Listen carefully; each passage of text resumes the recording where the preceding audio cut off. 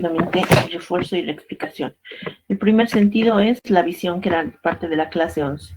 Tienen que saber esta estructura del cerebro, ¿no? Entonces aquí he traído a colación la explicación de que ustedes ya saben los lóbulos, el lóbulo frontal, parietal, occipital, y este es el temporal, ¿sí?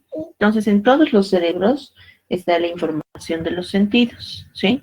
Aquí, por ejemplo, tenemos la corteza visual, ¿ya? En el lóbulo occipital está la corteza visual. En el lóbulo parietal tenemos la corteza somatosensorial primaria, aquí estaría. Fíjense que este es el surco central. ¿Se acuerdan que hemos avanzado estos de los surcos? Entonces, en el surco central, y aquí estaría la corteza somatosensorial primaria, quiere decir todo lo que sentimos a través del tacto, ¿ya? Está por delante, adelantito del sentido del tacto, está el movimiento, motora primaria, ¿no? Entonces, todo lo que movemos, ¿sí? Aquí abajo, en este punto, está en el lóbulo temporal la área de asociación auditiva y la corteza auditiva primaria, ¿sí? Esta es la área de asociación auditiva y este pequeñito es la corteza primaria. Fíjense que aquí hay un redondito chiquito, ¿ya? Este redondito chiquito es el área del sabor, ¿sí? Está el sabor. Entonces tenemos aquí la visión, el gusto, el tacto, ¿sí? Aquí, la audición, y el olfato no está aquí, pero estaría también en el lóbulo temporal, ¿ya? El lóbulo temporal. Aquí tenemos una vista mejor, lo que sentimos, lo que escuchamos, lo que vemos. En este chiquitito está el gusto, y también aquí en el lóbulo temporal, que es el café, el oído. Entonces vamos a ver lo de la visión primero, ¿ya? La visión, no se olviden.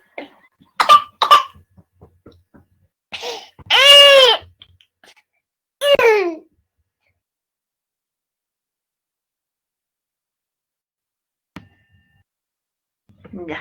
La visión, su estímulo es la luz, ¿sí?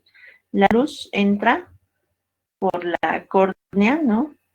Atraviesa la pupila, ¿ya? Y se dirige hasta el fondo del ojo, donde aquí ya pueden ver ustedes los axones, que son los fotorreceptores, ¿sí? Entonces, los receptores de la visión se llaman fotorreceptores, que existen en dos tipos: conos y bastones. Se van a dar cuenta que los bastones, como son bastones, y el bastón ayuda a la gente, ¿no ve? El bastón te ayuda para estar a ciegas. ¿Y cuándo estás a ciegas? Cuando estás sin luz. Cuando la luz es poca, nosotros vemos en blanco y negro. Entonces, para detectar esta luz o estas imágenes, lo que vemos en blanco y negro, porque hay poca luz, se llaman los fotorreceptores bastones. Pero los conos, aquí están, por eso está de colores, ¿sí? Los conos son los fotorreceptores que nos sirven para ver lo que es colores, cuando hay luz, cuando la luz está plena, nosotros vemos a colores. Ahorita no sé si tienen una ventana a la vista o las cosas que están viendo enfrente suyo. Ahorita todo está con luz porque tenemos la luz del sol, ¿sí? La luz del día. Por eso todo lo vemos a colores. Esas mismas cosas, objetos, a ver, cuando en la noche vean, solo van a ver sombras, ¿no? Si está muy poca la luz, van a ver todo negro, oscuro, ¿sí?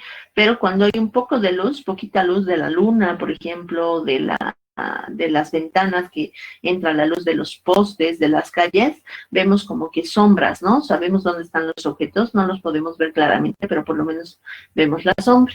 Entonces, ahí están funcionando los bastones, ¿ya? Entonces, atraviesan el ojo, llegan a los fotorreceptores, y estos fotorreceptores, que son también neuronas, hacen sinapsis con el nervio óptico, ¿sí? El nervio óptico, ya se dan cuenta que hemos avanzado los nervios, ¿no ve? En la anterior clase. Y entonces este nervio óptico era el primer nervio ¿Se acuerdan? El primer nervio craneal. Hace sinapsis con este nervio craneal, que es el nervio óptico, y lleva esta información. ¿Cómo la lleva? ¿No? Aquí es lo mismo, ¿no? Entra, tal vez pudieran revisar estas funciones después, leer las funciones de cada una de las partes del ojo, córnea, iris, cristalino, etcétera. Y el nervio óptico, ¿no? Fíjense que el nervio óptico se divide en dos. Algunas ramificaciones van hacia el núcleo geniculado lateral y otras cruzan al otro núcleo geniculado lateral del lado, si este es el ojo izquierdo, van al lado derecho. Si este es el ojo derecho, van al lado izquierdo. Y en este cruce, ¿sí? Que hay, se llama quiasma óptico. Después de ir aquí, porque tiene que ir hasta el lóbulo occipital, ¿no? Hemos dicho que la corteza visual está en el lóbulo occipital, que está aquí, ¿ya? Aquí están los ojos. Entonces, luego de este núcleo geniculado lateral, viene por aquí en la radiación óptica y llega a la corteza visual primaria, ¿sí? Entonces, ese es el trayecto del ojo o de la visión. Aquí está en otra gráfica, ¿no? Como hace el recorrido del ojo, el nervio óptico, aquí está un poco más específico ya, el quiasma óptico, el tracto óptico, la comisura de Guden, pulnear, que es el núcleo geniculado lateral, ¿sí? Después atraviesa y va a querer ir hacia el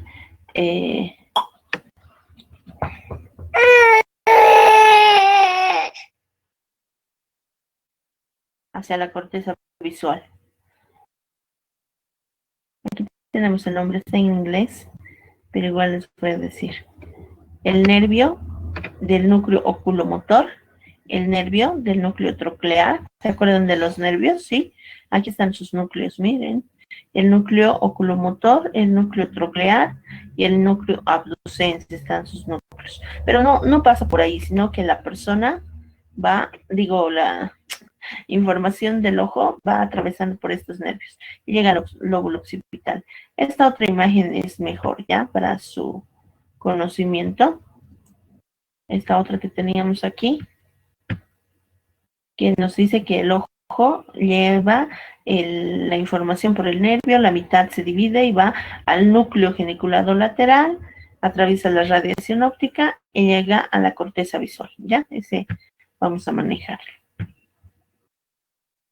En la clase 2 hemos visto el gusto. Vean que el gusto está en el lóbulo, entre el lóbulo temporal y parietal, porque aquí está el surco de Silvio, ¿sí? Este surco es el surco de Silvio, este surco es el surco central. ¿Se acuerdan? Aquí está la corteza sensitiva y adelante la corteza motora. Pero aquí, más abajo, está el lóbulo temporal y aquí tenemos el centro gustativo, ¿no? Entonces, ¿qué tenemos? Al órgano de este sentido, que es la lengua. Entonces, la lengua va a tener sus receptores, se van a llamar botones gustativos, ¿sí? Que no son lo mismo que las papilas gustativas. Las papilas gustativas son la parte de la lengua, pero los botones están dentro de las papilas gustativas. A ver, entonces estas papilas gustativas que contienen a los botones gustativos están aquí, ¿no? En toda la lengua distribuidos. Tenemos clases de papilas, ahorita vamos a ver. Pero tenemos regiones de la lengua. Por delante, en la punta de la lengua, se percibe lo dulce, o sea, el estímulo que va a percibir esa parte de la lengua es para lo dulce. Por detrás está lo salado, más atrás está lo ácido, en el centro, y casi al final está lo amargo, ¿ya? Lo amargo.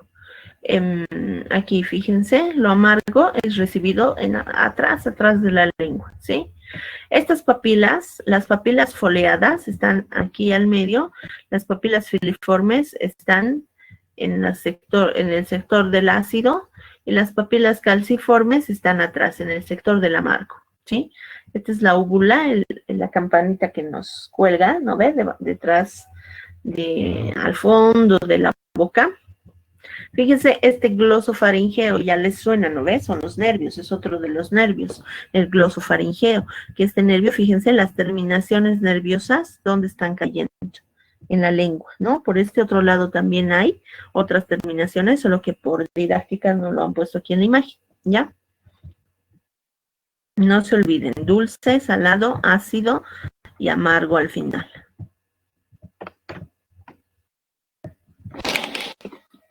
Entonces, aquí tenemos lo mismo, dulce, salado, ácido y amargo. Aquí están las papilas. Estas son las papilas, son como montañitas. Y dentro están los botones. Estos amarillitos son los botones que han sido ampliados aquí. El botón está aquí, ¿sí? Las células sensoriales, entonces son estas. Y en los botones, en estos amarillitos, están estos hilitos. ¿Qué son estos hilitos? Son las neuronas, ¿ya? Las neuronas sensitivas, que van a ir a donde...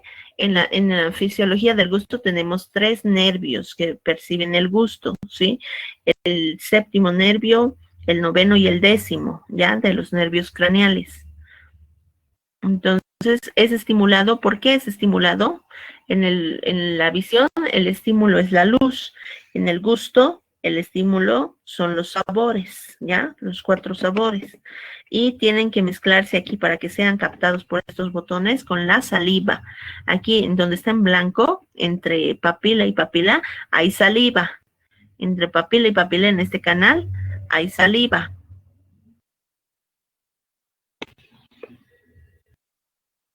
Entonces, aquí están los tipos de papilas, ¿sí? Tenemos a la papila fungiforme, que está adelante en la parte de lo dulce, papilas foliadas, que están detrás, y las papilas circunvaladas, que están mucho más atrás en la parte del amargo.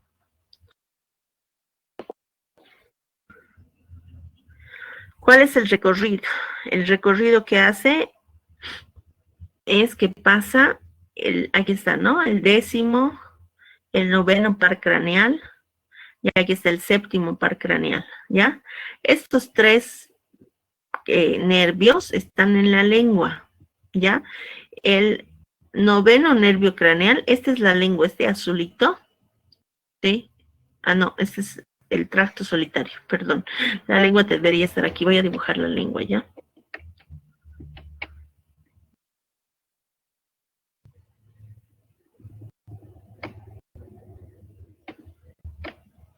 Ay, qué feo mi dibujo. Entonces, esta sería la lengua. Como hemos visto, las terminaciones en la lengua nerviosas tendrían que estar de la siguiente manera. El nervio 7 estaría en el, a ver, aquí adelante, en el sector de lo salado. El nervio 7, ¿sí? El nervio 9, que sería el glosofaringeo, tendría que estar en lo amargo. Aquí. Y el 10º nervio estaría en la parte del paladar, de la úvula, ¿sí? En la parte de las cuerdas timpánicas también, ¿ya? Entonces, los nervios del gusto están en estas regiones de la lengua, ¿sí? Entonces, nosotros tenemos que ver o comprender que dentro de la lengua, aparte de percibir los sabores salado, dulce, ácido y amargo, tenemos zonas, ¿sí? donde están los nervios. Entonces, donde están los nervios, el séptimo nervio va a estar en la zona de adelante y media, ¿sí? O sea, hasta el medio de la lengua está el séptimo nervio. El noveno nervio está en la parte de atrás de la lengua, en lo amargo. Y el décimo par está en el paladar, en la faringe, en la laringe, en todo ese conducto que debería continuar, ¿sí? Entonces, todo eso está el décimo nervio, ¿ya? Entonces, de esos nervios, la información entra, depende, ¿no? Si has comido un pastel dulce, se va a activar más el nervio séptimo, ¿sí? Pero si tienes algo amargo, se va a activar el nervio noveno y tal vez el nervio décimo. Si se fijan, todo lo que tragamos activa el décimo nervio, ¿ya? Entonces, toda esa información se va a ir al núcleo del tracto solitario, va a llegar hasta la información, hasta la amígdala, hasta el hipotálamo lateral y hasta el núcleo ventral posteromedial del tálamo, ¿sí? Entonces, en el tálamo, en el hipotálamo y en la amígdala va a estar la información gustativa. Por eso es que esa partecita, ese puntito rojo que veíamos en el lóbulo temporal, ¿no ve? Que estaba debajito del lóbulo parietal, esa parte al fondo, profundamente, está estos tres sectores, el tálamo, el hipotálamo y la amígdala. Y de ahí va a viajar, ¿a dónde? A ese sector, a la corteza gustativa primaria, ¿ya? Entonces este es el recorrido, ¿no?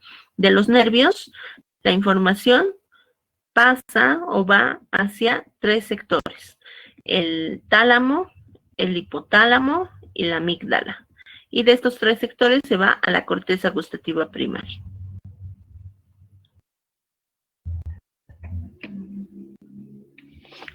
Tenemos a la audición. Es en la clase 13 que hemos visto la audición. Cualquier pregunta que tengan, por favor, la hacen ya. Entonces, en la audición tenemos primero que comprender que hay un oído externo, un oído medio y un oído interno. El oído externo es todo el pabellón de la oreja, este canal auditivo, ¿no? Hasta el tímpano, ese es el oído externo, vamos a decir, ¿no?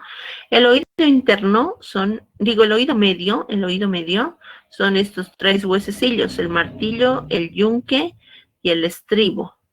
Aquí está, ¿no? El estribo. Yunque, martillo y estribo. Estos tres como que suenan como una batería cuando entra el sonido. Y aquí está el oído interno. Este oído interno se llama, o está compuesto principalmente por la cóclea, que es como un caracol. Fíjense la forma, la cóclea es un caracol. Y aquí están estos tres canales semicirculares que se llaman.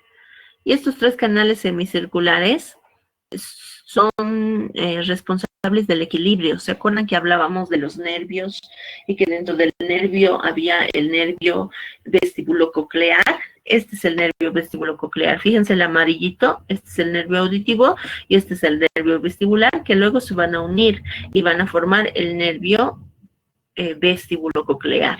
¿Por qué se llama así? Porque es la unión entre vestíbulo y cóclea, porque viene de la cóclea está unida.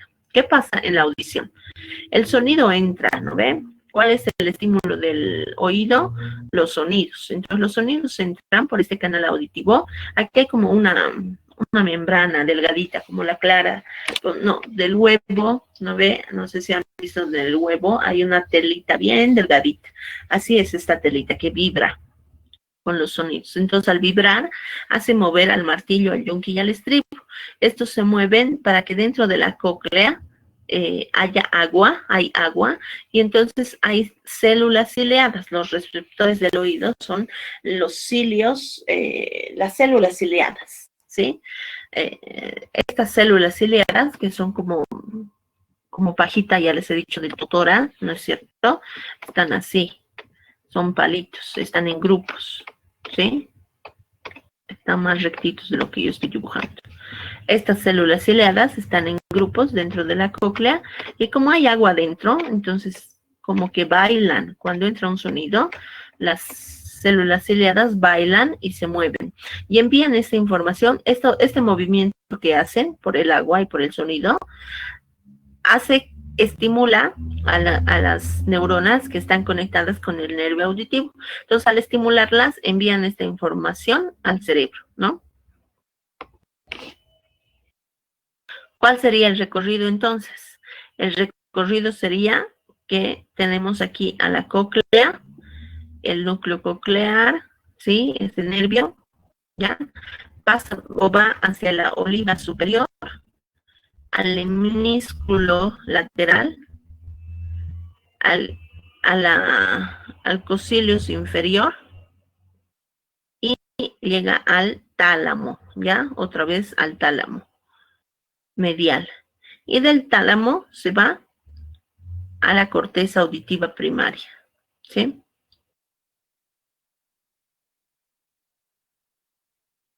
Aquí está otra forma de verlo, ¿no?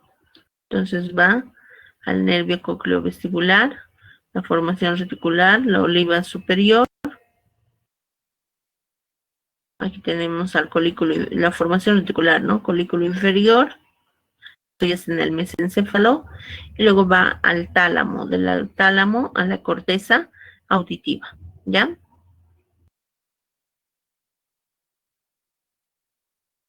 Dentro de la corteza auditiva, que está aquí, ¿sí? Fíjense, está aquí la corteza auditiva.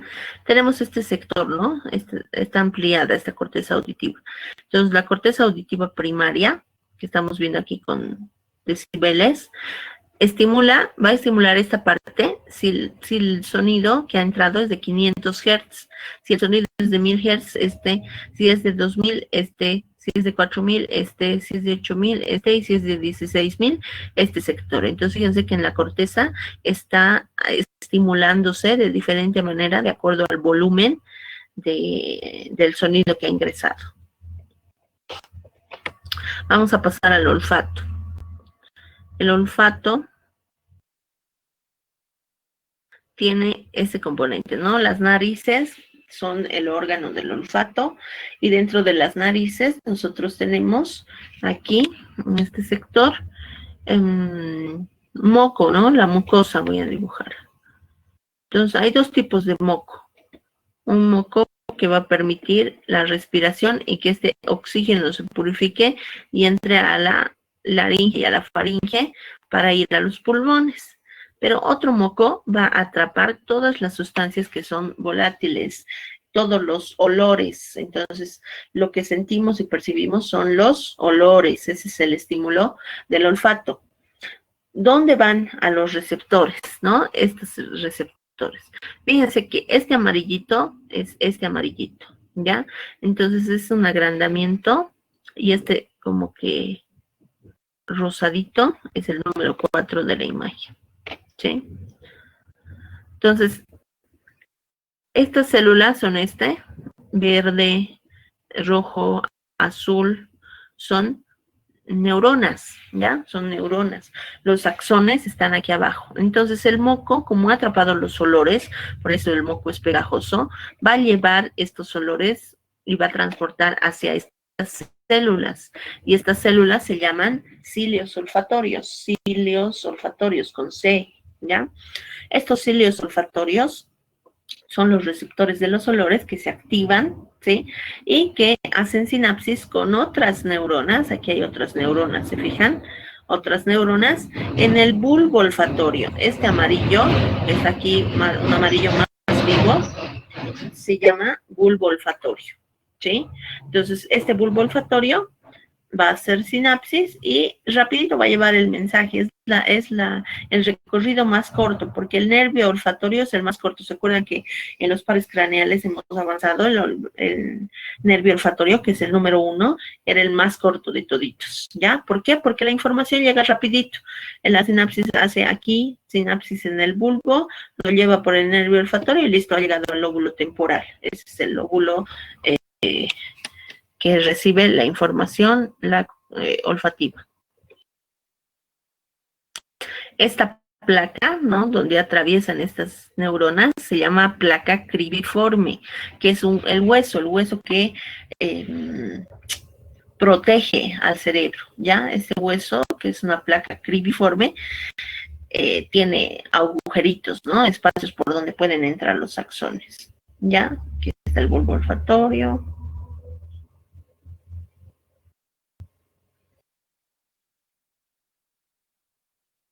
Y dentro de la comprensión de estas células hay tipos de células, ¿sí? Células sustentacular, que son estas que están ahí en el agüita, las células olfatorreceptoras, que son las amarillitas, las células basales, que luego se van a convertir en células olfatorias receptivas. Dentro de este bulbo olfatorio está la glándula de Bowman. Esta glándula de Bowman es la productora de estas otras células, que son la olfatoria y la basal, ¿ya? Y aquí está la placa, ¿no? La placa cribiforme.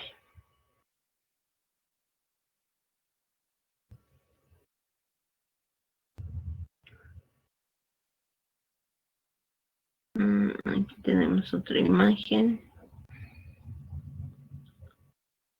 Lo que les decía, ¿no? Este amarillo es el moco y el moco va a recibir a estos puntitos como estrellitas que son los olores.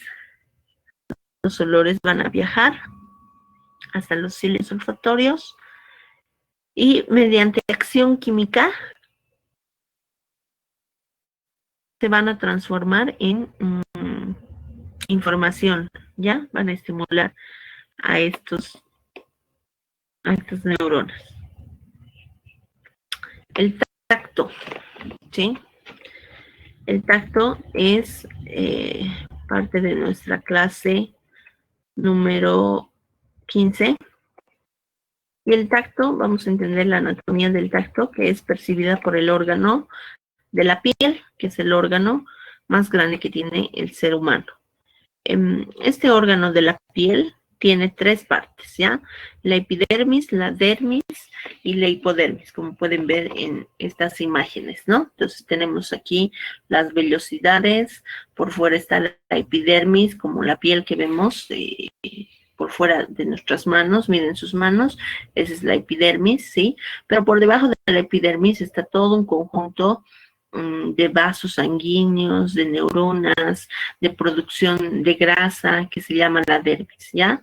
Y la hipodermis. Entonces, la epidermis es la parte visible de la piel. Esta parte tarda 2 semanas a un mes de llegar a la superficie porque se va produciendo en la parte del fondo. Por eso nuestra piel es pasposa, ¿no ves? Reseca cuando no nos ponemos crema o no nos lavamos la cara, la piel, se vuelve como que reseca, como escamada, ¿no? Que se está descascarando. Ese descascaramiento se renueva cada 2 semanas o a un mes. Entonces, por eso es que se sale de la piel. ¿De dónde viene esa regeneración? Del fondo de la piel, ¿no? Por debajo de la hipodermis. La dermis, que es lo del medio, está constituida por nervios, sostenes, de los vasos, ¿no? Otras estructuras complejas, ¿ya? Que están relacionadas con la cicatrización, por ejemplo, cuando nos hacemos unas heridas, ¿no ve? Y se raspa la piel, pues estamos viendo a la dermis, y esta dermis es encargada de hacer la famosa costra. Esta costra es el resecamiento de la sangre o de la piel que haya podido ser dañada o afectada. ¿Quiénes lo hacen? Los elementos que van a estar en la dermis, ¿sí? Y por debajo tenemos a la hipodermis. En la hipodermis tenemos fibras colágenas o elásticas, ¿ya? Es lo que le da elasticidad a la piel, donde está el colágeno en la hipodermis. Le da flexibilidad, ¿no? Esta parte de la piel es muy flexible. Contiene capas subcutáneas, se llaman estas capas, que mantienen también la grasa, ¿sí? Y mantienen el calor corporal. Esta parte de la hipodermis le da forma al cuerpo, ¿sí? Entonces aquí está la grasa, mantiene el calor y le da forma al cuerpo.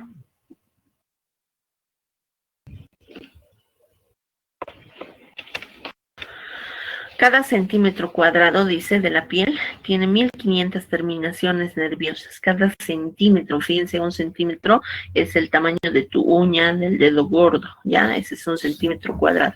Cada centímetro tiene 1500 terminaciones nerviosas. Entonces, un montón de sensibilidad. La sensibilidad táctil se divide en dos tipos, ¿ya? Esto no se van a olvidar. Sensibilidad protopática y sensibilidad epicrítica. ¿Cuál es la sensibilidad protopática? Son todos aquellos, toda aquella sensibilidad que recibe información dolorosa, que se refiere al dolor, al calor, al frío y al tacto grosero. ¿Qué es el tacto grosero? Son esos empujones, ese peso que nosotros tenemos. Alguna vez tal vez han ayudado a su mamá y han alzado la olla. Entonces, ese peso que tenemos o el contacto con esa olla es el tacto grosero. En cambio, la sensibilidad epicrítica es una sensibilidad más fina, es una sensibilidad exacta, reconoce formas y tamaños de baja intensidad. Por ejemplo, cuando nosotros estamos escribiendo a pulso con el bolígrafo, necesitamos precisar, ¿no es cierto?, nuestro movimiento. Entonces, para precisar esta escritura, nosotros tal vez usamos la sensibilidad epicrítica. Otro ejemplo más clarito es cuando tocamos, no sé si les ha tocado lavar el arroz, cuando lavamos estos cereales, tenemos que tener un tacto más delicado. O cuando insertamos una aguja o el hilo a la aguja y empezamos a coser, ¿no? Entonces, para sentir este hilo delgadito para insertar a la aguja, necesitamos la sensibilidad epicrítica. Entonces, la protopática es la sensibilidad del tacto grosero, del dolor, del calor y del frío. En cambio, la epicrítica, de la sensibilidad fina. También tenemos otra división que se llama tacto pasivo y activo. El tacto pasivo es involuntario, generalmente está producido por las cosas externas. Cuando nosotros tenemos el viento, ¿no? El viento que roza nuestra piel en la calle, eso es automático, es involuntario. Yo no he hecho que el viento se pose en mi piel. Pero en cambio el tacto activo es voluntario. Por ejemplo, cuando yo quiero tocar la rosa, una rosa que está en un florero, yo acerco mi mano para tocar esa rosa, por eso el movimiento es voluntario también, ¿no? Entonces mi movimiento del brazo es voluntario para tocar esa rosa.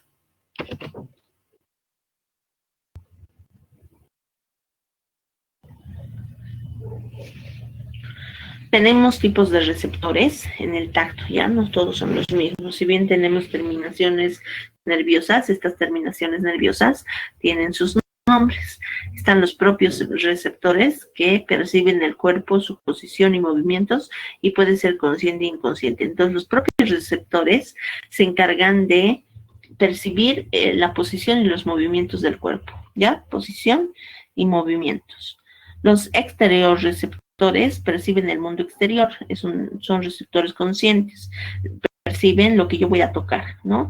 La mesa, la silla, la computadora, el celular, todo esto que estoy tocando está activando los exteroceptores. Los interoceptores perciben la información del estado visceral, la presión arterial y el pH es inconsciente. Percibe todo lo que tenemos por dentro del cuerpo, ¿sí? Entonces, los propios receptores, la posición y movimientos del cuerpo. Los exterorreceptores, todo lo que es del exterior. Y los interorreceptores, todo lo que es del interior. Fíjense que su nombre ya lo dice. No necesitan hacer chanchullo, ¿sí? O abrir diapositivas. Exterorreceptores, interorreceptores, interior, exterior y los propios receptores del propio cuerpo. ¿Listo?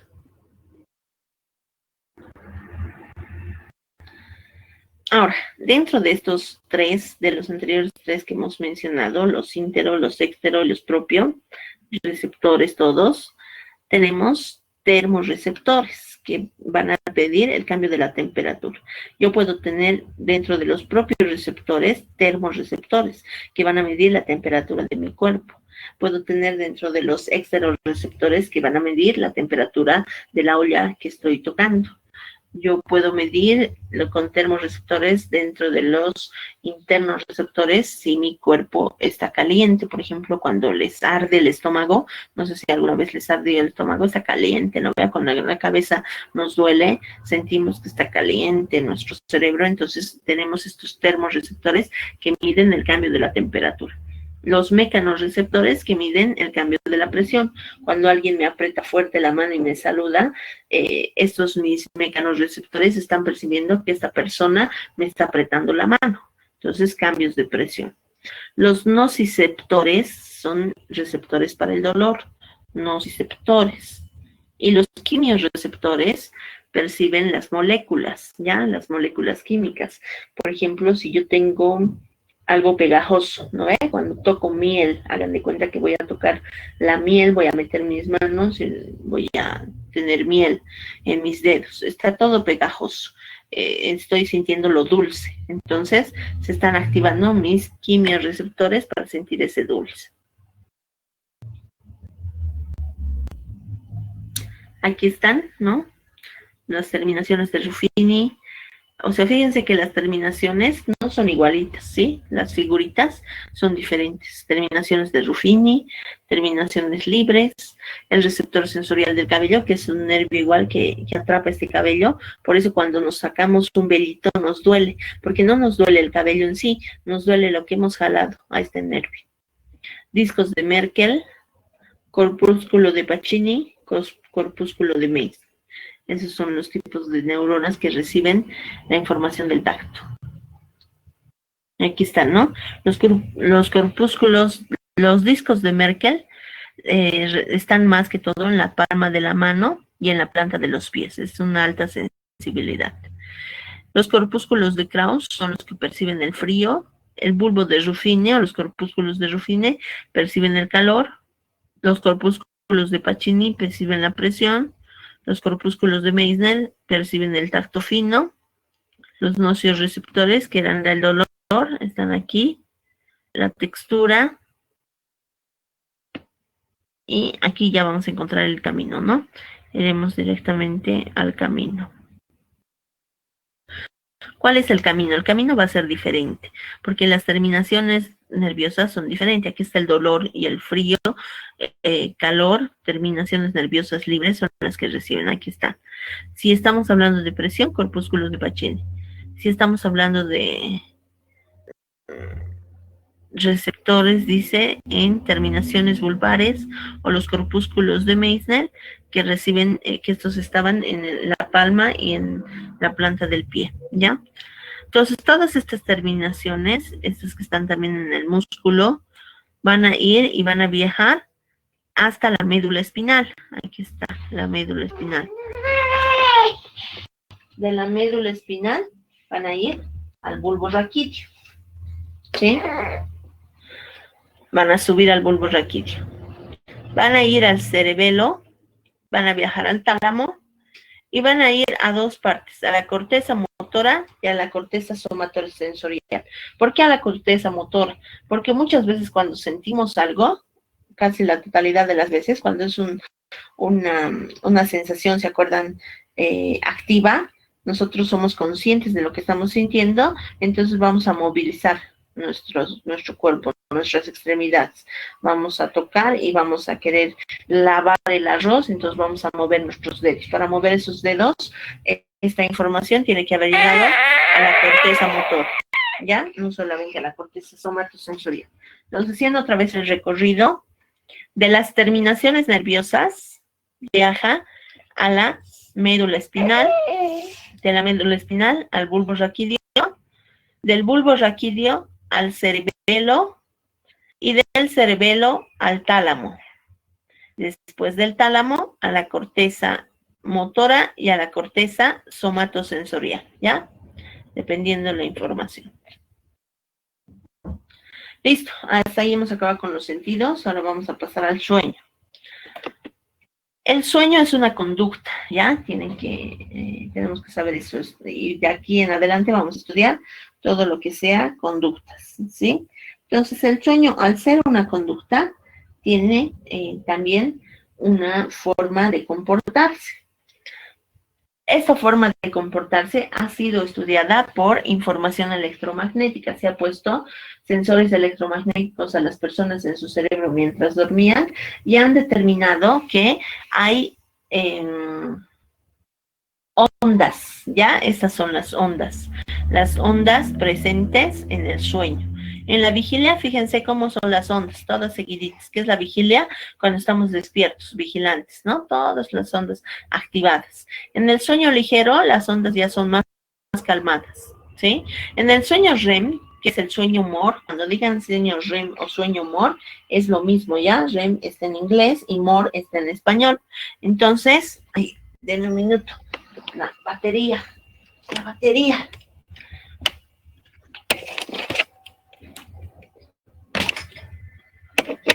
Ya. Entonces, cuando estamos en el sueño REM o el sueño MOR, también tenemos actividad. Y esta actividad, ¿por qué hay actividad si estamos durmiendo? Porque estamos soñando. En el sueño MOR o en el sueño REM es cuando soñamos, ¿sí?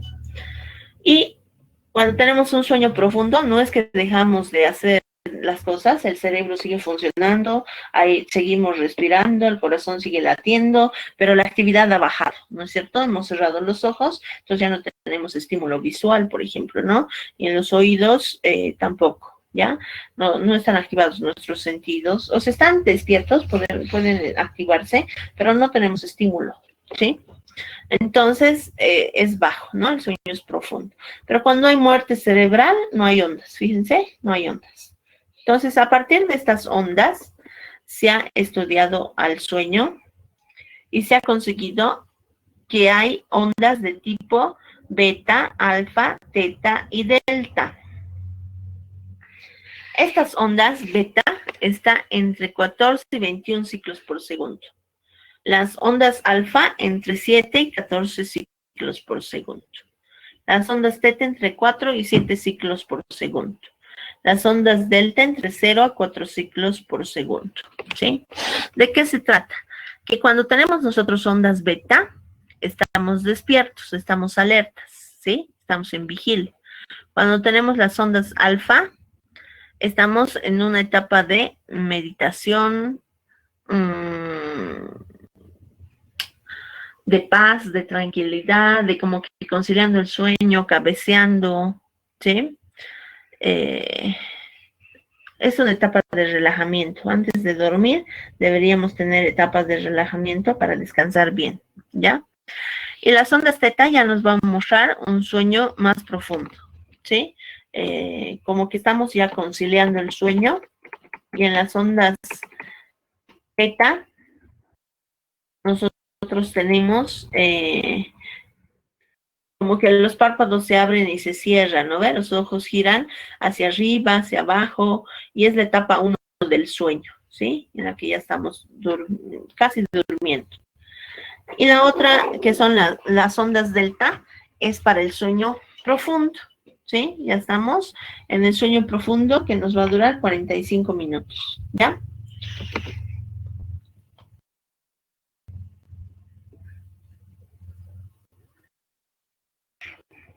¿Cuántas etapas hay dentro del sueño? ¿Cuántas fases son? Tenemos como que dos grandes fases, ¿ya? El sueño MOR y el sueño no MOR. O el sueño no REM. Aquí está con REM porque está en inglés, pero prefiero que lo llamemos sueño MOR y sueño no MOR. En el sueño no MOR, que es todo esto que está en celestito o azul, es el 1, el 2, el 3 y el 4, tiene 4 etapas, ¿ya?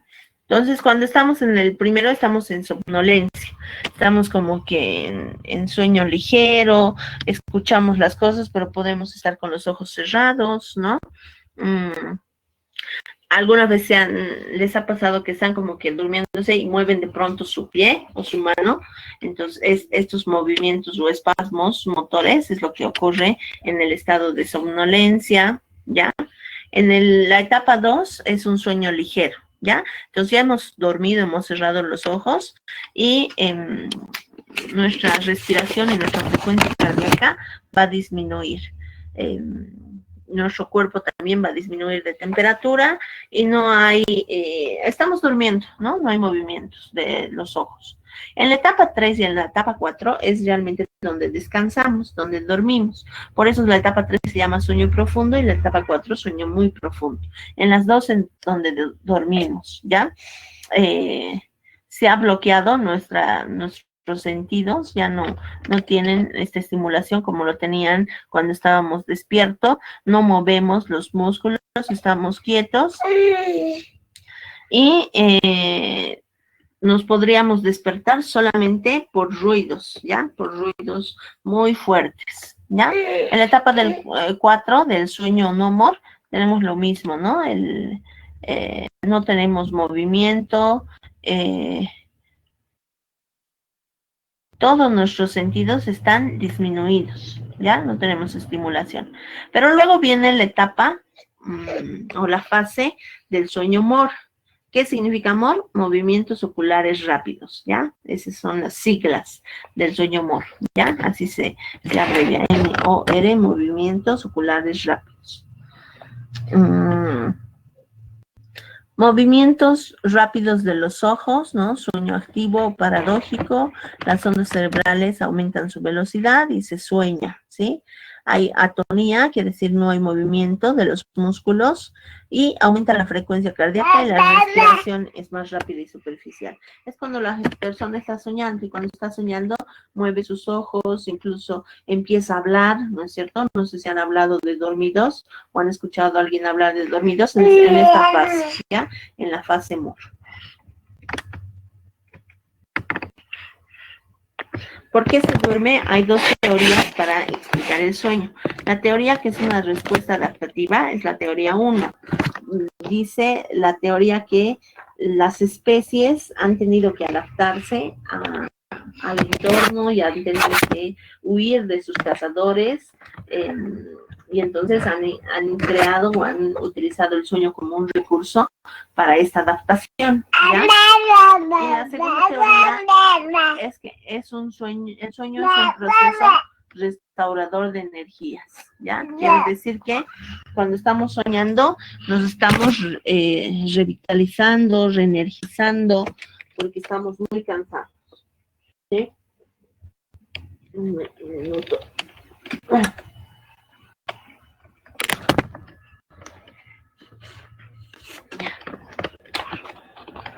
Ya, entonces estas son las dos teorías que nos explican por qué dormimos, ¿sí?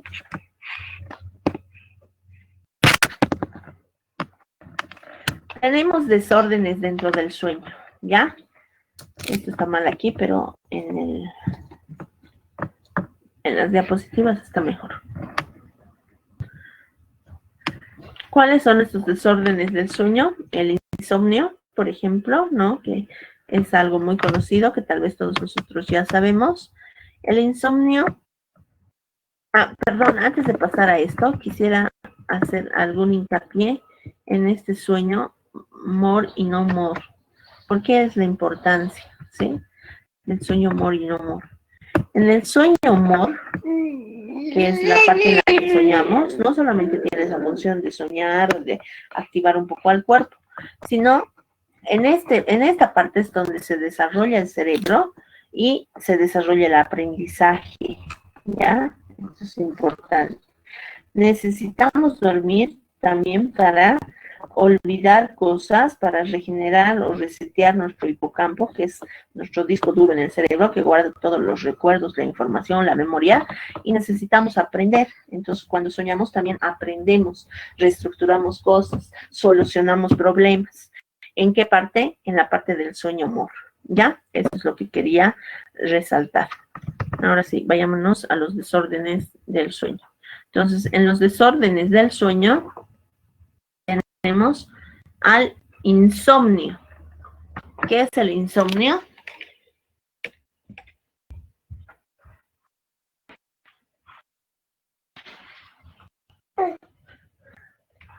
Disculpen, hay una niña aquí que está aprendiendo a caminar y ya hurgado el papel higiénico. A ver, hijita. Ya. Ya, entonces, el insomnio ¿qué es? Es la incapacidad de poder dormir. Podemos tener un insomnio de inicio, un insomnio intermitente o un insomnio de finalización. El insomnio de inicio es no poder conciliar el sueño. El insomnio intermitente es que te despiertas a cada rato en la noche. Y el insomnio de fin es que te despiertas muy temprano, ¿no? Como que 4 de la mañana, 5 y ya no puedes dormir. ¿Ya? Tenemos la apnea. ¿Qué es la apnea? La apnea es quedarse dormido y como que dejar de respirar. Se te quita el aire, no tienes aire cuando estás durmiendo. ¿Sí? Eso es la apnea. Luego tenemos a un desorden que se llama la narcolepsia. Y aquí he puesto otros síntomas, porque la narcolepsia tiene estos otros síntomas que son la cataplexia, parálisis del sueño, alucinaciones hipnagógicas, ataque de sueño y MOR sin atonía. ¿Sí? El sueño MOR se presenta sin atonía. ¿Qué es la narcolepsia de manera general? Es quedarse dormido sin razón alguna, ¿sí? Tú puedes estar dando una charla y te quedas dormido. Otra cosa es quedarse dormido por mucho cansancio, ¿no ves?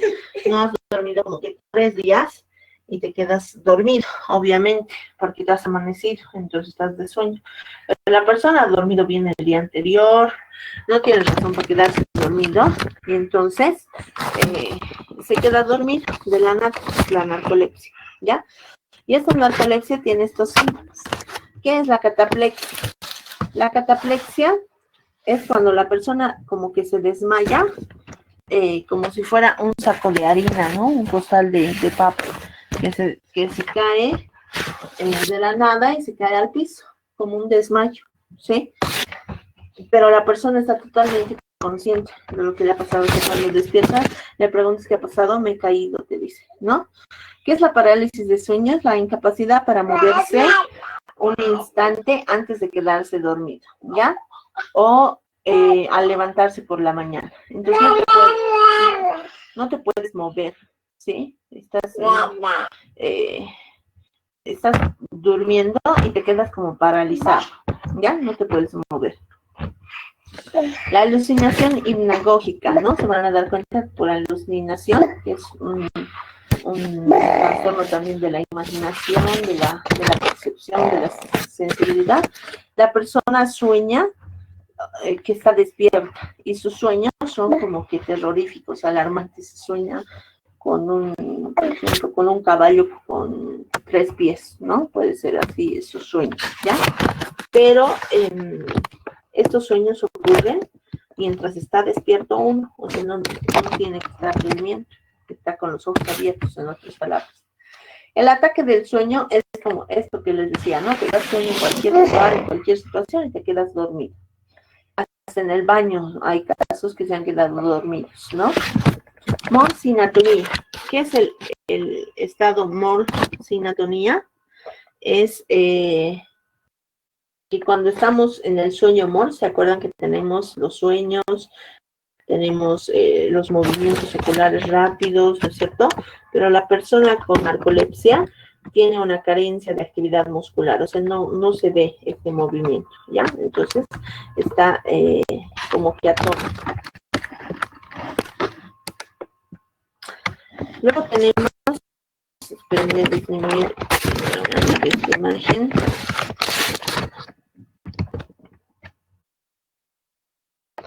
La enuresis, que todos ya tal vez conocemos. La enuresis, estos siguientes trastornos o desórdenes ocurren más que todo en los niños, ¿ya? La enuresis es la incapacidad para controlar los esfínteres, sobre todo en los niños, y mojas la cama, ¿no? Te haces pis en la cama, en otras palabras, ¿ya? Sin, pero no tiene, o sea, ya tienes edad para ir al baño, pero no lo puedes controlar. El sonambulismo, que es caminar dormido, ¿sí? Tienes esta sensación de que todos los sueños puedes hacerlos realidad y te pones a hacer una actividad motora, ¿sí? Entonces, eres sonámbulo. Ay, no, perdón.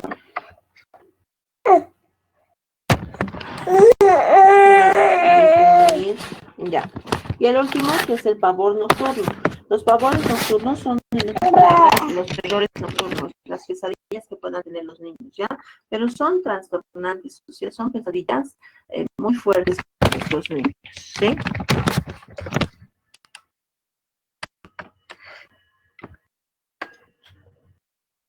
Tenemos el reloj biológico. Ustedes saben que nuestro cuerpo asume y asimila los horarios para despertar y para dormirse. Esto gracias a las costumbres y a la luz del día, ¿sí? O a la luz en realidad, que, que entra por nuestros ojos, ¿sí? Entonces, la luz activa o inhibe el reloj biológico. Entonces, entra la información por el ojo, porque el ojo es quien recibe la luz, viaja hasta el núcleo supraquiasmático. Fíjense, este puntito amarillo es el núcleo supraquiasmático que controla el reloj biológico, y cuando se activa este núcleo supraquiasmático, la glándula pineal, que está aquí, que es la campanita debajo del hipotálamo, esta glándula pineal produce melatonina, ¿ya? La melatonina es la hormona del sueño. Entonces, mientras más melatonina hay, más sueño tengo y más me duermo, ¿sí? Entonces, si activas el reloj biológico, produce la glándula pineal melatonina. ¿Qué tiene que activar o cómo se activa este núcleo supraquiasmático? La poca luz. Si hay poca luz, se estimula. Si hay mucha luz, se inhibe. Entonces, mientras más luz hay en tu cuarto, no vas a poder dormir de noche. ¿Por qué? Porque estás activando el núcleo supraquiasmático, que es el reloj biológico. Y cuando despiertas, cuando ya no hay melatonina y cuando se supone que empieza a amanecer, ¿no? Ahora, este reloj biológico como que va variando culturalmente, porque conozco estudiantes que duermen hasta las 12 del día, ¿no? Pero tienen que estar debajo de su cama y sin sonidos.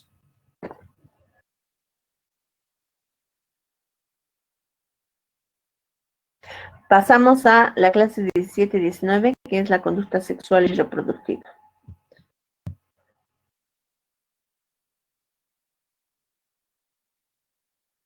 Los conceptos básicos que tenemos que saber es qué es sexualidad, instinto sexual, deseo, sexo, género. Vamos a empezar por lo más fácil, ¿ya? ¿Qué es sexo? ¿Sí? ¿Qué entendemos por sexo? El sexo va a ser todo lo que está involucrado con la reproducción humana, y entendemos por sexo todos los órganos sexuales, masculinos y femeninos. El sexo son los órganos, lo fisiológico, ¿sí? Seguimos. ¿Qué es el género? El género es la percepción subjetiva que la persona tiene sobre sí misma en cuanto a sus roles sexuales. Entonces, en cuanto a la función sexual que ejerce o que tiene como persona, por más que tenga un sexo masculino o femenino, puede tener otro tipo de género, porque es la percepción que tiene de sí misma, ¿ya? Y en esto también está implicado la cultura, las costumbres, la educación y la identidad de género, ¿sí? Siguiente, ¿qué es la sexualidad? La sexualidad son las condiciones culturales, sociales, anatómicas, fisiológicas, emocionales, afectivas, de conducta, todo lo que esté relacionado al género, al sexo, a cómo nos comportamos como personas, ¿ya? Entonces, la sexualidad es como que un mix de todo, donde nos dice cómo comportarnos como hombres o varones, o si digamos somos mujeres. Fisiológicamente somos mujeres, ¿no? Somos del sexo femenino, pero hemos asumido una identidad de género masculina y queremos tener una pareja que sea mujer. Nuestra sexualidad nos va a decir cómo comportarnos con esta pareja, ¿sí? Nos va a decir si a esta pareja, que es mi pareja mujer, yo soy mujer y tengo una pareja mujer, la debo invitar al cine y pagar yo toda la cuenta, o ella también tiene que compartir. Y esta misma concepción podemos tener en parejas heterosexuales. Si somos mujer y varón, yo como mujer puedo tener una sexualidad, una educación sexual y decir, yo quiero que mi pareja pague la mitad, por más de que él sea varón. Y entonces la sexualidad tiene que ver no solamente con una cosa, tiene que ver con todo. la identidad de género, la cultura, el sexo, las emociones, ¿no? Todo. Es como que si hacemos una pirámide, este sería la cúspide. Y tenemos al instinto sexual, como dice su nombre, ¿no? Es una conducta que tienen todos los individuos, incluso las especies animales, ¿sí? Entonces los animales tienen este instinto sexual con la única finalidad de reproducirse. Todos quieren reproducirse para evitar la finalización de su especie, ¿ya? Y por último, el deseo es la necesidad que nace por satisfacer necesidades y deseos fisiológicos. Necesitamos comida, necesitamos bebida, necesitamos aire, necesitamos descansar, soñar, ¿no ve? Como hemos visto, y necesitamos del sexo, ¿ya? Entonces el deseo es una necesidad sexual.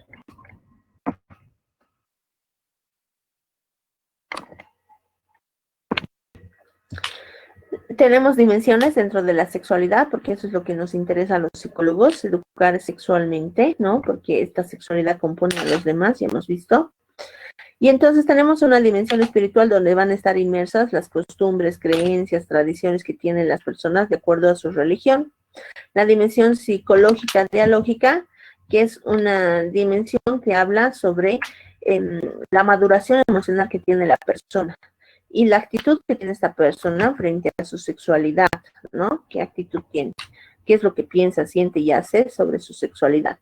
La dimensión sociocultural, que en otras palabras es la cultura, el medio ambiente que nos rodea, para saber esta persona por qué está influida, ¿sí? Si se va a casar y va a tener relaciones sexuales antes del matrimonio o después, de acuerdo a lo que le dice su cultura y también de acuerdo a lo que dice su espiritualidad, o de acuerdo a lo que ella ha formado como actitud, ¿no? Como piensa. Y la dimensión biológica, que es, como su nombre lo dice, todo el funcionamiento anatómico, los órganos, las partes del cuerpo involucradas, porque imagínense, si tenemos una persona con la aberración cromosómica sexual de Turner o Klinefelter, que son aberraciones sexuales, pues ya va a estar afectada, ¿no? La persona va a estar afectada y va a ser diferente su sexualidad al resto de las personas. O si la persona tuviera, no un síndrome tan grave, sino tal vez una disfunción eréctil, ¿sí? Entonces su psicología de la sexualidad también va a estar afectada, cómo será su cultura, su contexto, qué pensará de las personas con disfunción eréctil, ¿no? Entonces, todas estas 4 dimensiones van a girar en torno a lo que la persona hace, ¿ya? Respecto a su sexualidad. Entonces tenemos un concepto que se llama dimorfismo sexual. ¿Qué es el dimorfismo sexual? Es la división entre las características sexuales para hombres y para mujeres físicas, ¿sí? Los hombres y las mujeres hemos nacido de forma diferente. Si bien cuando estábamos en el vientre materno, ¿no? En la 4ª semana, teníamos los órganos sexuales igualitos, ¿sí? Igualitos. Pero hay un sistema de Müller, ¿sí? El sistema de Müller, que se activa ¿para qué? Para hacer a esos órganos femeninos. Y otro sistema de Wolf, que se activa para hacerlos masculinos. Pueden revisar los nombres, o los voy a escribir aquí. Sistema de Müller para femenino.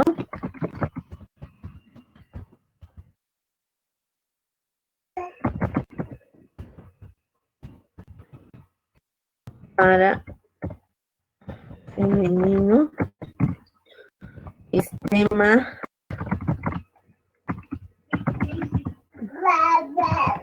de Wolf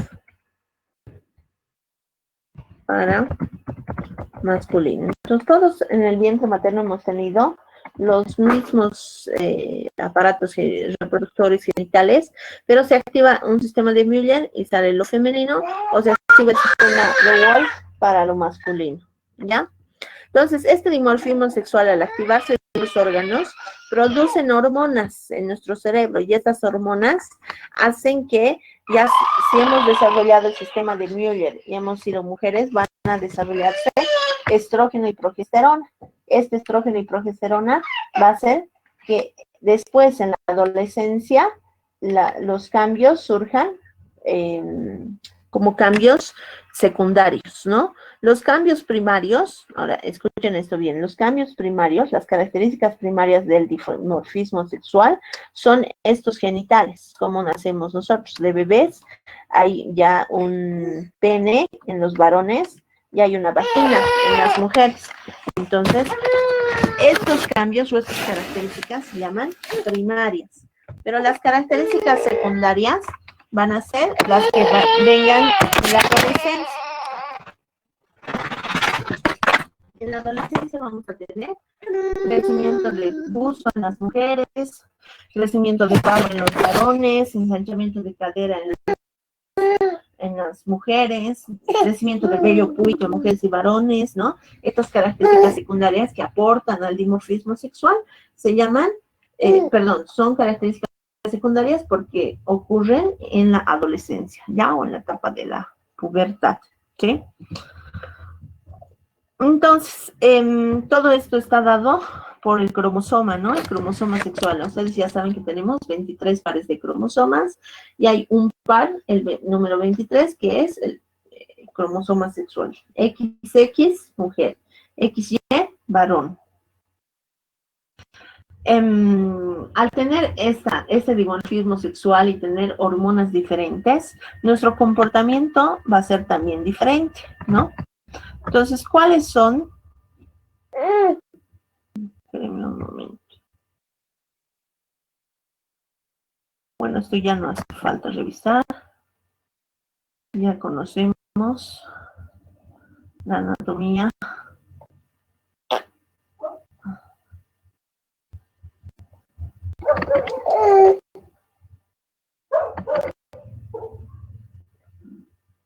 Estas son las hormonas. Para varones se llaman andrógenos, para mujeres se llaman estrógenos. Las hormonas masculinas producidas por los testículos y las glándulas suprarrenales, ¿ya? Los estrógenos están producidos por los ovarios, ¿sí? ¿Cuáles son los andrógenos? La testosterona y la androstenediona, ¿sí? La testosterona y la androstenediona. Y los estrógenos son los estrógenos como tal y la progesterona, ¿ya? Hay otras hormonas, pero estas son las principales que son sexuales, ¿sí? La prolactina, por ejemplo, también es para la etapa de la lactancia, pero esto no está presente todo el tiempo en la mujer. En cambio, los estrógenos y la progesterona, sí. Estas hormonas hacen que el comportamiento de los hombres y las mujeres varíe, ¿sí? Entonces, de este cerebro solo voy a mencionar las partes más importantes que están relacionadas con la sexualidad, ¿sí? En el tálamo y en la amígdala, aquí está la amígdala, fíjense, es chiquitito con respecto al tálamo, ¿ya? En la amígdala y el tálamo, las emociones son superiores en las mujeres que en los hombres. Las mujeres son más sensibles, pero en realidad la amígdala del hombre es más grande que el de la mujer. Esta amígdala que controla las emociones es más grande en el hombre que en la mujer, pero la mujer es más sensible con su amígdala chiquitita, ¿sí? Imagínense si tuviera una amígdala del tamaño del varón, ya lloraríamos el doble como mujeres. Las mujeres somos lloronas, reilonas, detallistas, apasionadas, frenéticas. Entonces, estas características de la mujer se deben también a esa parte, ¿no? De la amígdala, ¿ya? Que controla las emociones. Entonces, no se olviden, las mujeres somos más sensibles a las emociones, pero tenemos una amígdala más pequeña. Los varones son menos sensibles a sus emociones, pero tienen una amígdala más grande, ¿ya? Por eso también actúan impulsivamente. No estoy diciendo yo como opinión personal, ya, esto está científicamente comprobado, ¿sí? Luego tenemos el giro del cíngulo, donde están estas emociones que tenemos con respecto a la otra persona, ¿sí? En el giro del cíngulo tenemos la concepción de a quién queremos o a quién no respecto a su forma de expresarse. Si la mujer, por ejemplo, es más expresiva y tenemos más detalles, más, mi amor, te amo, te quiero, o haremos esto, o en la sexualidad, por ejemplo, iremos de viaje y nos quedamos en un hotel bonito y pedimos cosas a la habitación y que estimulen, digamos, nuestro apetito sexual. Entonces está más desarrollado en la mujer su giro del cíngulo, ¿sí? En el hombre no tanto. En cambio, en el septum, que está aquí abajo, ¿sí? El septum, son las partes que desarrolla el hombre respecto a su concepción frente a la mujer, ¿ya? El septum actúa para que el hombre desarrolle una concepción de quién es la mujer y cuál es su función, y una función reproductiva, por así decirlo, ¿ya? Ahí vamos a dejar esto.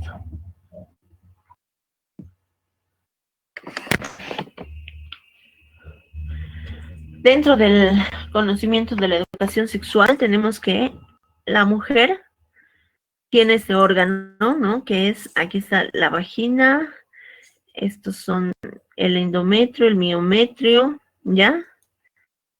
En realidad, el útero, ¿no es cierto? Todo este globo es el útero, pero aquí hay otra bolsita por dentro, vamos a decir. Aquí están las trompas de falopio, los ovarios, ¿no? Cada mes la mujer atraviesa por ciclos menstruales, ¿sí? Cuando no lo hace, se llama amenorrea. Cuando no tiene ciclos menstruales, se llama amenorrea, ¿ya? ¿Cómo ocurre este ciclo menstrual? Entonces, nosotros tenemos un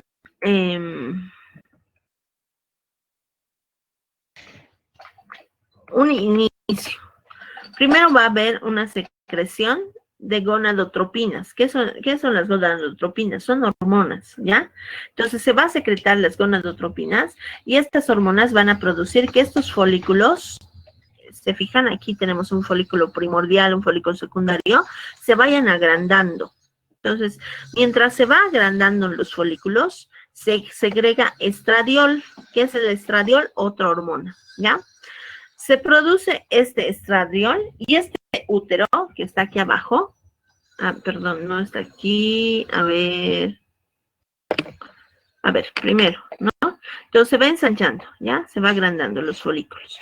Y mientras más se agranda el folículo, más estradiol hay. ¿Para qué hay este estradiol? Para que el útero, esto que está aquí adentro, se recubra aquí, ¿no? Se recubra, se agruece, se vuelva más grueso. ¿Para qué? Para facilitar la implantación, porque el cuerpo va a pensar, puede ser que esta mujer se embarace en este mes. Entonces, como se puede embarazar, voy a engrosar mis paredes para recibir bien a ese huevito, ¿no? A ese huevo fecundado. Entonces, ¿qué se produce? La ovulación, ¿ya? Aquí está. Este huevito, ¿no? Que está dentro del folículo, se va agrandando y aquí se rompe. Disculpen, esta imagen está con una sobreimagen puesta, pero aquí, si ustedes pueden ver, se rompe el folículo y este óvulo, porque esto es un óvulo, se sale, ¿ya? El óvulo. Y entonces aquí donde se libera y va a bajar por las trompas de falopio. Entonces se produce un cuerpo lúteo, ¿sí? Como que blanco y amarillo, cuerpo lúteo maduro, aquí está avanzando, y se produce este cuerpo lúteo. Este cuerpo lúteo, esta hormona luteinizante que lo vuelve amarillo al folículo, ¿sí? Convierte, hace que haya más estradiol y más progesterona, ¿ya? Entonces, cuando hay cuando este óvulo ha sido fecundado, llega un espermatozoide, se conocen, se chequean y se juntan, ¿no? El óvulo y el espermatozoide, se promueve la gestación, ¿ya? E impide que los ovarios, que haya otros ovarios que produzcan otro folículo, ¿no? Entonces, como se ha liberado y el óvulo se ha encontrado con el espermatozoide, este cuerpo lúteo hace que ya no haya más folículos, ni más ovarios, ni más óvulos, ¿sí? Pero cuando no se produce, ya, cuando no hay ningún espermatozoide por ahí.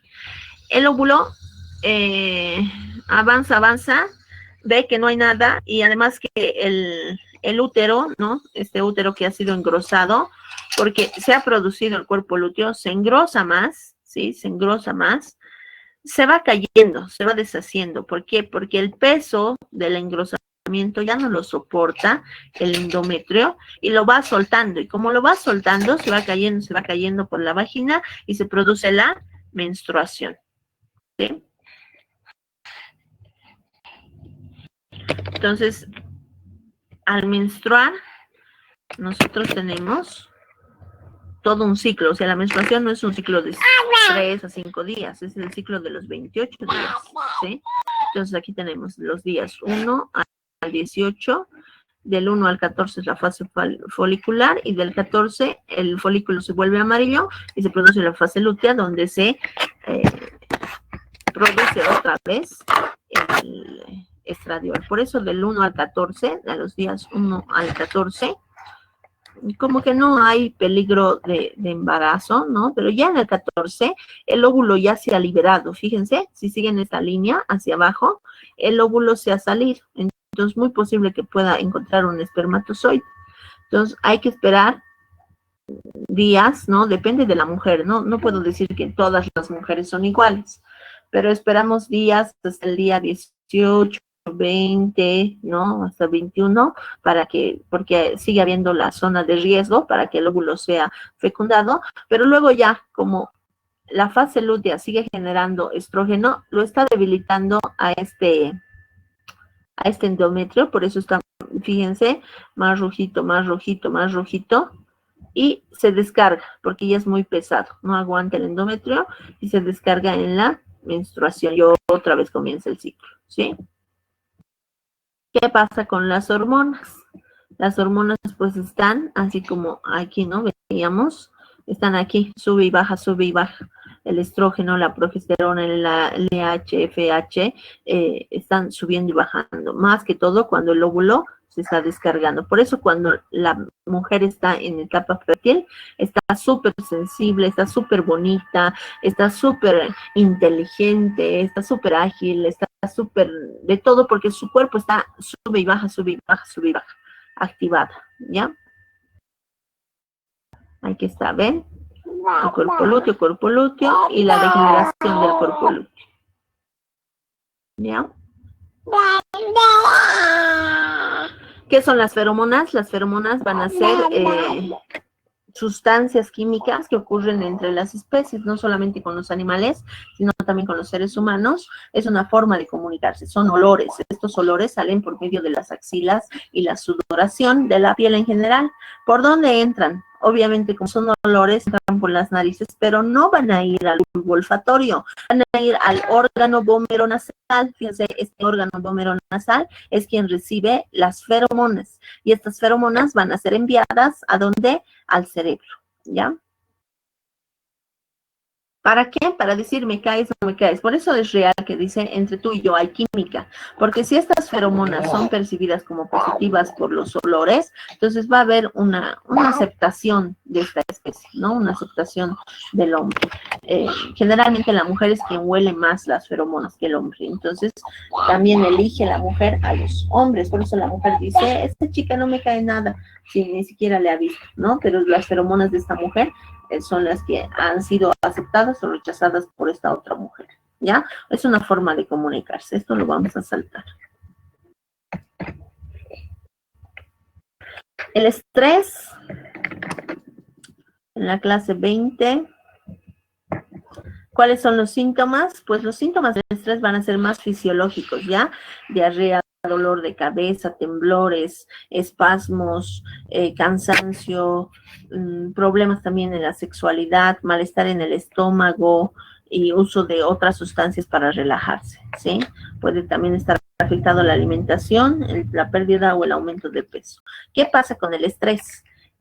Cuando nosotros tenemos una situación estresante, una situación que no podemos controlar, hay una hormona que se segrega en el hipotálamo, en el sistema portatálamo hipofisiario, ¿sí? Aquí está la glándula pituitaria, ¿sí? Aquí está el tálamo, fíjense. Entonces el tálamo genera una hormona que se llama CRH. Y esta hormona va a hacer que se active la hormona ACTH. ¿De dónde sale esta hormona ACTH? De la hipófisis, ¿ya? De esta parte de la hipófisis, de la parte posterior de la hipófisis. Y esta hipófisis que ha generado la ACTH desciende hasta las glándulas suprarrenales. ¿Dónde están las glándulas suprarrenales? Encima de los riñones. Y en estas glándulas suprarrenales se produce la hormona del estrés que se llama cortisol. Este cortisol va a volver a subir, ¿a dónde? Va a subir, se va a juntar con la noradrenalina y va a subir al locus cereus, ¿sí? Que está en el tallo cerebral. Locus cereus, y ese locus cereus va a activar todo nuestro cerebro en cuanto a los sentidos, ¿sí? A la sensibilidad. Por eso cuando uno está estresado, está más activo, está más pendiente, está alerta, escucha cualquier ruidito y le estresa, ¿no ve? A una persona le dice, ¿en qué te puedo ayudar? No me molestes, no me ayudes. Entonces se estresa porque todo su cerebro está activado, porque el cortisol que se ha generado en las glándulas suprarrenales ha subido hacia el locus cereus, y este locus cereus ha producido noradrenalina y ha activado todo el cerebro, ¿sí? En la situación de estrés.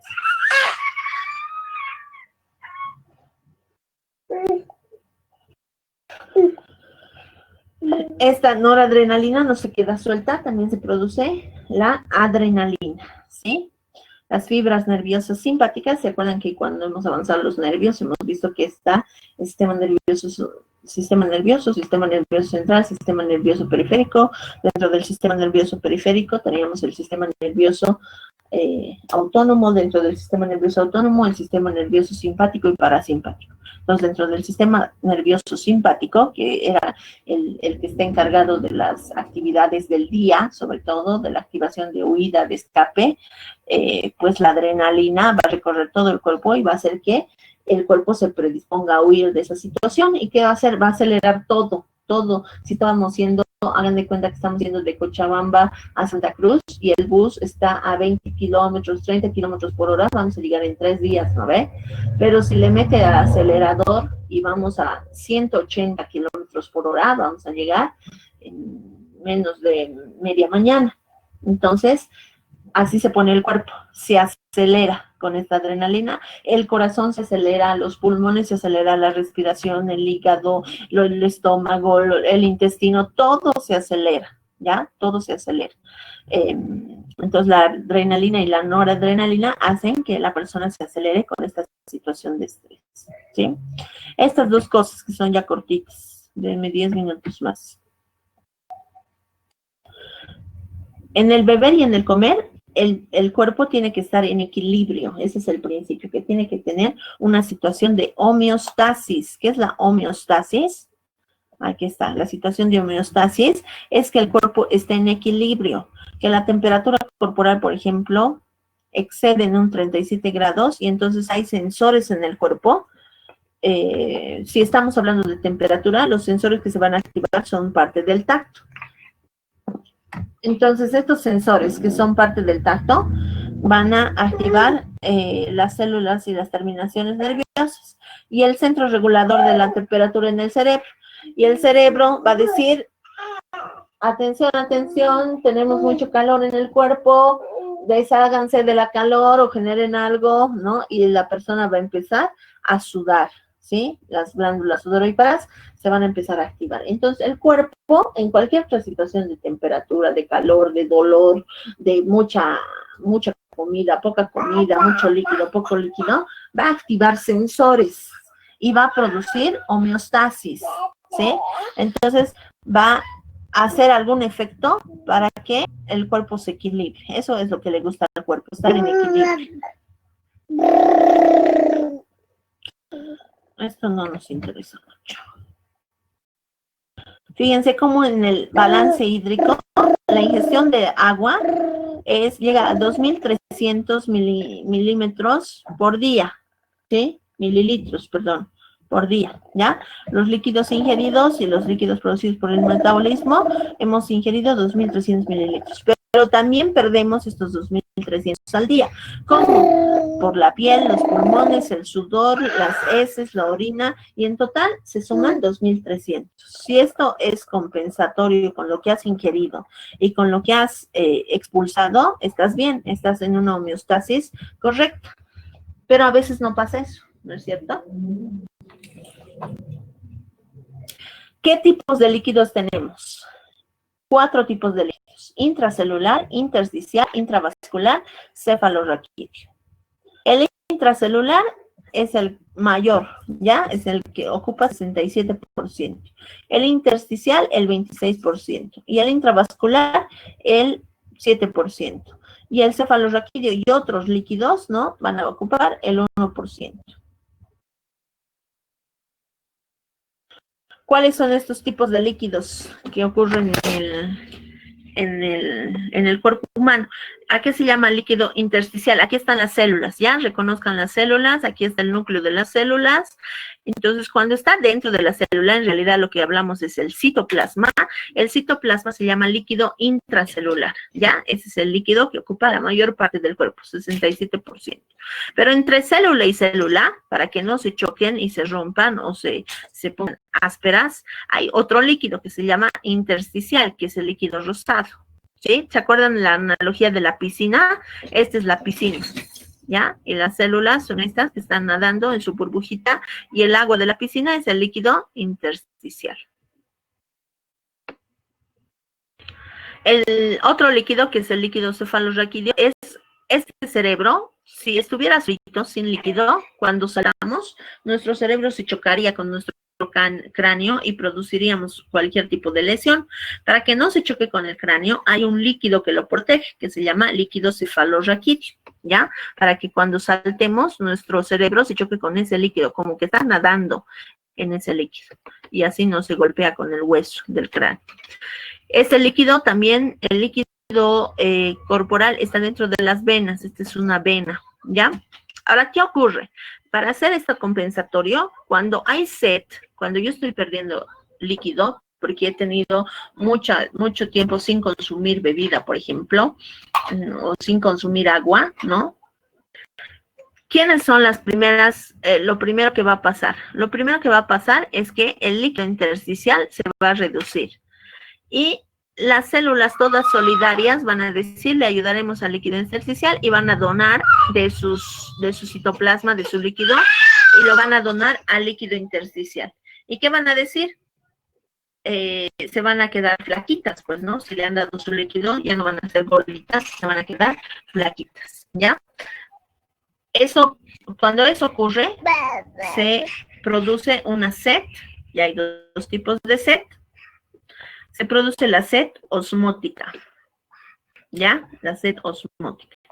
¿Qué pasa cuando hay una sed volumétrica? ¿Sí? Porque es otro tipo de sed. Cuando estas venas, que también están en todo el cuerpo, ¿sí? Aquí tenemos venas, ¿ya? Las venas pueden romperse, pueden, no sé, pues quebrarse.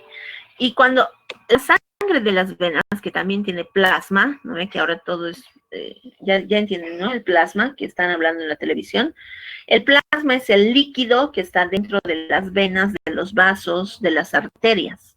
Cuando nosotros perdemos sangre en un accidente, por ejemplo, se elimina, pues, no solamente las plaquetas, los glóbulos rojos, los glóbulos blancos, todos salen nadando en sangre. La sangre es líquida. Entonces, este líquido es el plasma. Se pierde esta sangre y no se va a perder solita, se va a salir líquido intersticial. Y entonces la célula, otra vez solidaria, va a decir, hay que donarle agua al líquido intersticial, mucho más ahora, porque ahora se ha salido, pues, a borbotones, ¿no ve? Cuando tenemos una herida, sale sangre y sale también líquido intersticial, entonces sale mucho líquido. Entonces ahora hay que donar más, y nos da hambre, ya no sed osmótica, nos da sed volumétrica, hambre de líquido y hambre de comida, como ahorita todos tenemos, sed volumétrica, ¿ya? Que ahorita no hemos perdido sangre. ¿Por qué tenemos una sed volumétrica si no hemos perdido sangre? En realidad, porque ha perdido líquido muchas de nuestras células. Estas células le han donado mucho al líquido intersticial. En otras palabras, cuando el líquido intersticial se pierde mucho, muchas células se vuelven solidarias y le donan mucho. Y entonces nos da dos tipos de sed. La sed de líquido y la sed de comida, de sólido. A esta sed de líquido y de sólido la llamamos sed volumétrica. Pero en cambio, cuando solo se pierde un poco de líquido intersticial y hay pocas células solidarias, se llama sed osmótica, ¿ya? Solamente sed de líquidos.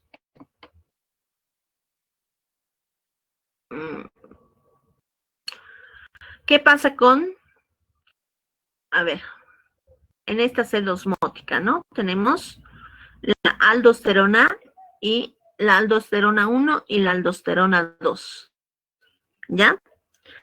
Esta aldosterona va a producir efectos comportamentales que inician la conducta del beber, produce apetito de sal, ¿no? A eso me refiero con apetito o sed volumétrica, sed de sólido, ¿sí?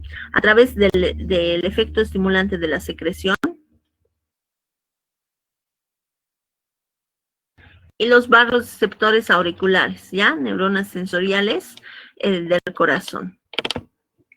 El corazón también entiende que tienes poca sangre y empieza a funcionar lentamente. Todos tus órganos en realidad empiezan a funcionar lentamente.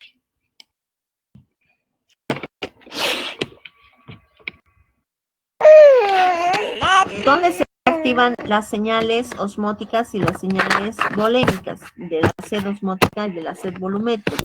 Los dos van a activar el tercer ventrículo del tálamo, ¿sí? En el tercer ventrículo AB3B del tálamo se activa un sensor que dice tenemos sed, ¿ya? Pero en la sed volémica se añade el núcleo preóptico mediano. Entonces, para la sed osmótica se activa el tercer ventrículo del tálamo. Para la sed volumétrica se activa el tercer ventrículo del tálamo y el núcleo preóptico mediano.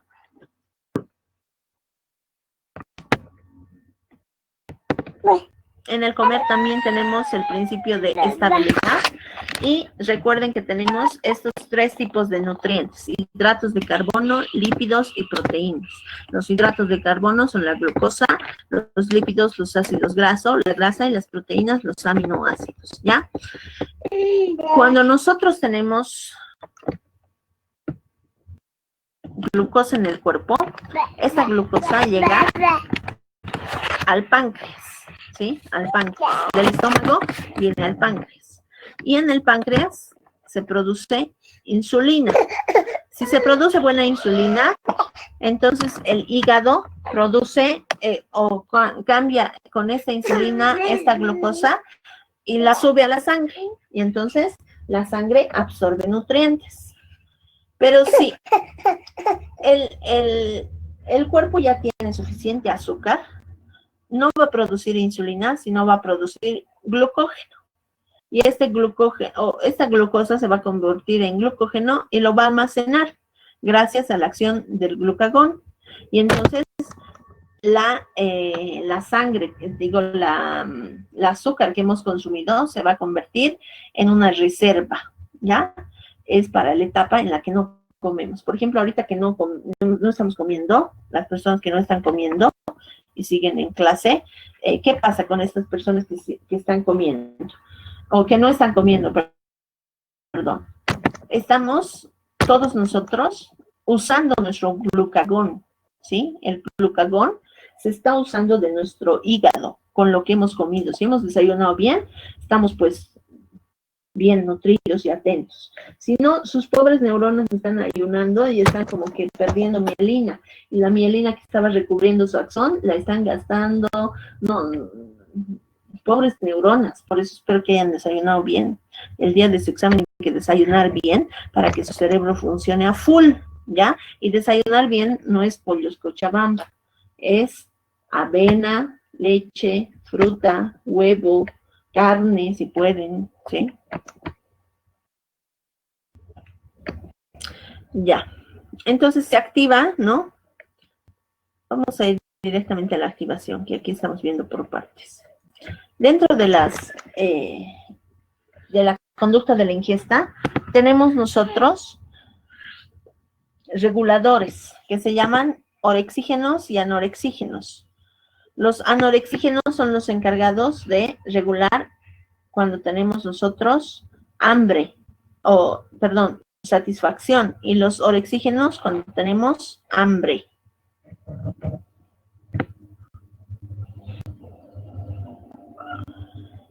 ¿Qué pasa? La información o la comida baja, ¿no ve? Entra por la boca, la masticamos, baja por la laringe, por la faringe, llega al estómago, va al páncreas, al hígado. Y esta información, si tenemos glucosa, no glucosa, lípidos, no lípidos, hidratos de carbono, no hidratos de carbono, va a subir por el nervio vago. ¿Se acuerdan que el nervio vago era otro nervio que hemos estudiado, que estaba también en la lengua, ¿sí? En la parte digestiva?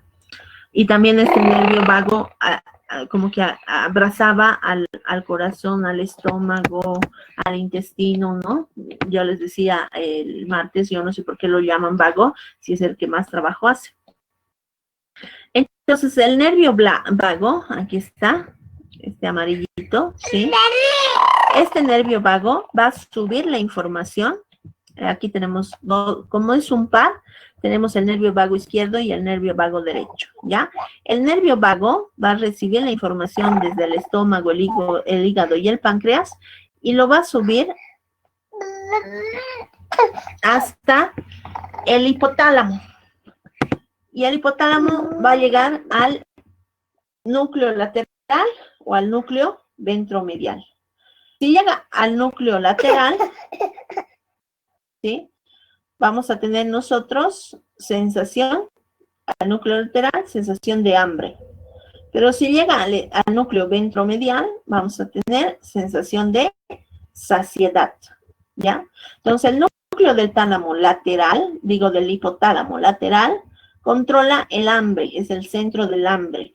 En cambio, el núcleo del hipotálamo ventromedial es el núcleo de la saciedad. Entonces, las hormonas orexigénicas van a controlar el hambre, y las anorexigénicas van a controlar la saciedad. Si yo tengo bien estas mis hormonas anorexigénicas, estoy saciado. Pero si yo tengo mal, sufro de anorexia, ¿no ven? Las personas que están anoréxicas, ¿qué pasa? Que todo el rato están saciadas, ¿sí? No pueden, o sea, no comen la comida, ¿por qué? Porque todo el rato no tienen hambre, están saciadas, ¿ya? En cambio son anorexigénicas, o digo orexigénicas, para tener hambre, ¿sí? No se olviden esto, orexigénicas controlan el hambre, anorexigénicas controlan la saciedad. Aquí está, ¿no? Los nervios, ahorita vamos a ver estos nervios. Bueno, ustedes lo van a ver, los nervios. ¿Y dónde está el nervio vago? A ver, aquí está el nervio vago. El nervio vago sube por el tallo cerebral y lleva esta información al hipotálamo, ¿ya? Entonces, aquí están las dos conductas, de saciedad, y con esto termino. De saciedad y de hambre. El estómago recibe la hamburguesa, lo lleva al núcleo del tracto solitario. Este núcleo del tracto solitario lo va a llevar al núcleo arcuato, y el núcleo arcuato tiene estos dos receptores, núcleos anorexigénicos y núcleos orexigénicos, de acuerdo a que si te has saciado, va a activar. Si te has saciado, va a activar los anorexigénicos. Si no te has saciado y te ha llegado a la muela, como dice mi papá, va a ser el núcleo orexigénico. Activan estos núcleos y estos núcleos están conectados ya sea al núcleo medial o al núcleo lateral. Si te has saciado, si tienes la sensación de saciedad, vas a estar con el núcleo anorexigénico. Entonces no te va a dar hambre. Y este núcleo anorexigénico está conectado con el hipotálamo. ¿Con qué núcleo sería? Tenemos en el hipotálamo el núcleo lateral y el núcleo ventromedial. Entonces, si estás saciado y has activado los núcleos anorexigénicos, tenemos al núcleo ventromedial activado. El núcleo anorexigénico está conectado al núcleo ventromedial. Pero si has activado, y aquí tenemos la otra, si has venido, ¿no? Has pasado por el núcleo del tracto solitario, has llegado al núcleo arcuato y has activado los núcleos orexigénicos, o sea, no estás saciado, tienes hambre, vas a activar el núcleo lateral del hipotálamo y te va a dar hambre, ¿ya? No se olviden este recorrido. La comida va hacia el núcleo del tracto solitario al núcleo arcuato, donde tenemos dos tipos de neuronas anorexigénicas y orexigénicas, y estas neuronas van a estar conectadas, las anorexigénicas con el núcleo medial y las orexigénicas con el núcleo lateral. Si tenemos hambre, se va a activar las anorexigénicas, por lo tanto el núcleo medial. Si tenemos, no es hambre, si tenemos saciedad, se va a activar las anorexigénicas con el núcleo medial. Si tenemos hambre, ¿sí? Se va a activar las orexigénicas con el núcleo lateral, ¿ya? Que están conectadas. Bueno, muchachos, creo que nos falta solo un tema, que son los nervios, pero eso lo hemos llevado el anterior martes, así que está fresquito. De todas maneras, les estoy dejando aquí las diapositivas y solo espero que vean este video una vez más, ojalá que puedan hacerlo y les dé tiempo. Y estudien bien para su examen, ¿ya? Estudien de una mejor manera para el examen que vamos a tener la siguiente semana. Les quería preguntar, ¿han programado ya examen en alguna otra materia? Para ver qué día damos nosotros el examen.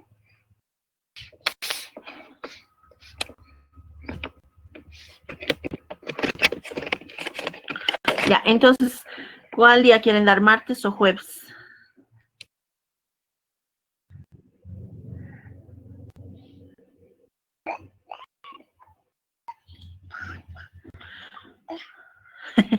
Ya, jueves, todos, por mayoría de voto entonces, el jueves, ¿ya? El jueves damos nuestro examen. Entonces, tal vez nos dé tiempo el martes un ratito de repasar. Pero a ver, no, si están cargados también, vemos, ¿ya? Dice Joel, para terminar con esto, el plasma es la misma cantidad de sangre, o sea, la sangre está compuesta, Joel, haz de cuenta que la sangre es un jugo, ¿ya? Un jugo. Entonces, al meter a la licuadora plátano y leche, en la sangre tenemos plasma y glóbulos rojos, glóbulos blancos, plaquetas. Los glóbulos rojos, glóbulos blancos son tu plátano. Y el plasma es la leche, ¿ya? Entonces, no sé si me he dejado entender, si está bien lo que te he respondido, pero no podríamos decir que el plasma es la sangre, ¿no ve? No es la misma cantidad. Perfecto. Ya, chicos, vayan a satisfacer su núcleo lateral del hipotálamo, ¿ya?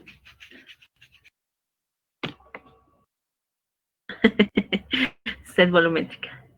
Chao, voy a grabar la clase. Que estén bien.